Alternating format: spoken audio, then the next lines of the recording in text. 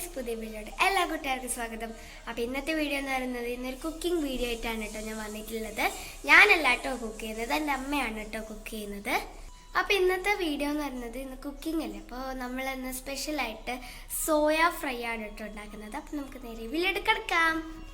അപ്പം നമ്മൾ സോയാബീൻ ഇവിടെ നമ്മൾ വെള്ളം, അതായത് നമ്മൾ പുഴുങ്ങിയിട്ട് ഇവിടെ ഒന്ന് മാറ്റി വെച്ചിട്ടുണ്ട്. അതിൻ്റെ വെള്ളമൊക്കെ കളഞ്ഞിട്ട് ഇത്രയും സോയാബീൻ വേണം എന്നില്ല കേട്ടോ, നിങ്ങൾക്ക് ആവശ്യത്തിന് എടുക്കാവുന്നതാണ്. നമ്മൾ ചുവന്ന മുളക് ഒന്ന് വറക്കുന്നുണ്ട് കേട്ടോ എണ്ണയിൽ.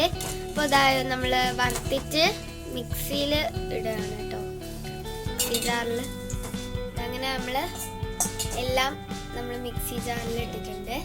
നമ്മൾ നേരത്തെ നമ്മുടെ ചുവന്ന മുളക് വഴറ്റിയ ആ എണ്ണയിലോട്ട് തന്നെ നമ്മളെ തേങ്ങാക്കൊത്തും കൂടി ഇട്ടെടുക്കുന്നുണ്ട്. ഇതുപോലെ ചെറിയ കഷ്ണങ്ങളായിട്ട് മുറിച്ച തേങ്ങാക്കൊത്തുകളും നമ്മൾ ഇടുന്നുണ്ട്. വഴറ്റി വെച്ച തേങ്ങാക്കൊത്തിലേക്ക് കറുവപ്പട്ട, ഗ്രാമ്പു, ഏലക്കായ, പെരുംജീരകം തുടങ്ങിയവയെല്ലാം നമ്മൾ ഇട്ടിട്ടുണ്ട്. നമുക്കിത് നല്ലപോലെ വഴറ്റി വരണം കേട്ടോ, വഴറ്റി വെക്കാം നമുക്ക്. ഇനി നമ്മൾ ഇതിലോട്ട് നമ്മുടെ ഉള്ളി അരിഞ്ഞതും, നേരത്തെ ഉള്ളി അരിഞ്ഞതും നമ്മൾ ഇട്ടുകൊടുക്കുന്നുണ്ട്. നേർത്തിട്ട് അരിഞ്ഞ ഉള്ളി ഇട്ടുകൊടുക്കാം. ഇനി നമുക്ക് നല്ലപോലെ മിക്സ് ചെയ്ത് കൊടുക്കാം.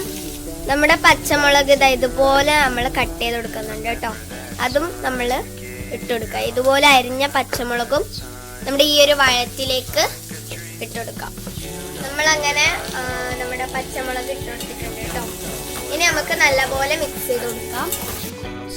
നമ്മൾ നേരത്തെ ജാറിലേക്ക് ഇട്ട് കൊടുത്ത നമ്മുടെ ചുവന്ന മുളക് നമ്മൾ അരച്ചെടുത്തിട്ടുണ്ട് കേട്ടോ. ഇതിൽ കുരുമുളക് പൊടിയോ കുരുമുളകോ നമുക്ക് ഇടാവുന്നതാണ്. ഞാനിപ്പോൾ ഇതിൽ കുരുമുളക് പൊടിയാണ് കേട്ടോ ആഡ് ചെയ്തിട്ടുള്ളത്. നമ്മുടെ ചുവന്ന മുളക് അരച്ച് വെച്ചത് ഇതിലോട്ട് ആഡ് ചെയ്ത് കൊടുത്തിട്ടുണ്ട്. ഗ്ലാസ് വെള്ളം നമ്മൾ ജാറിലേക്ക് ഒഴിച്ചിട്ടുണ്ട്, അത് നമുക്ക് ഇതിലേക്ക് ഒഴിച്ചു കൊടുക്കാം. ഇനി നമുക്ക് നല്ലപോലെ മിക്സ് ചെയ്ത് കൊടുക്കാം. ഇതിലോട്ട് ഒരു നുള്ളു ഉപ്പ് ഇട്ട് കൊടുക്കുന്നുണ്ട് കേട്ടോ, കുറച്ച് ഉപ്പ് മതി, ആവശ്യത്തിന് ഉപ്പ്. നമുക്ക് ഇതിലോട്ട് മസാലകൾ ചേർക്കാം. ഫസ്റ്റ് നമ്മൾ മഞ്ഞൾപ്പൊടി ഇട്ട് കൊടുക്കുന്നുണ്ട്, പിന്നെ നമ്മൾ മല്ലിപ്പൊടി ഇട്ട് കൊടുക്കുന്നുണ്ട് കേട്ടോ. മല്ലിപ്പൊടി ഇട്ട് കൊടുക്കുന്നുണ്ട്, കുറച്ച് മതി. മഞ്ഞൾപ്പൊടി 1/4 ടീസ്പൂണും മല്ലിപ്പൊടി 1 ടീസ്പൂണും. കുരുമുളക് പൊടി നമുക്ക് ആവശ്യത്തിന് എടുക്കാം. ഇനി നമ്മൾ കുറച്ച് മസാലപ്പൊടിയും കൂടി ചേർക്കുന്നുണ്ട്, ആവശ്യത്തിന് മസാലപ്പൊടി.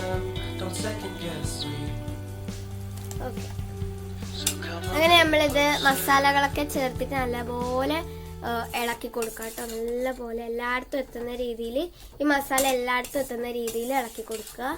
പിന്നെ നമ്മൾ മസാല ചേർക്കുന്നതിന് മുന്നേ കറിവേപ്പിലയും കൂടി ഇട്ട് കൊടുത്തിട്ടുണ്ട് കേട്ടോ.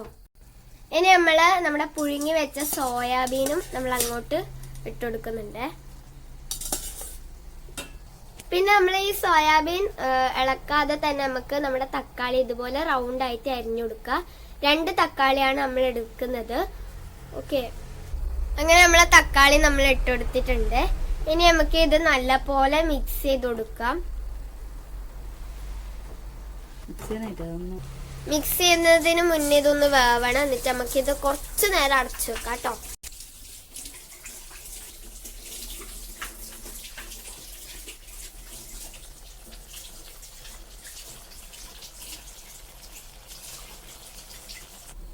നമ്മൾ അടച്ചു വെച്ചിട്ടുണ്ട്.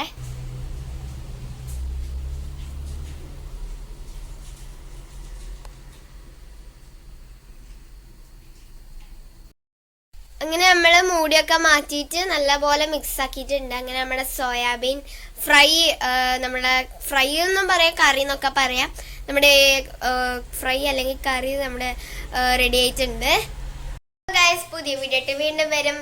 അതുവരെയും ബൈ.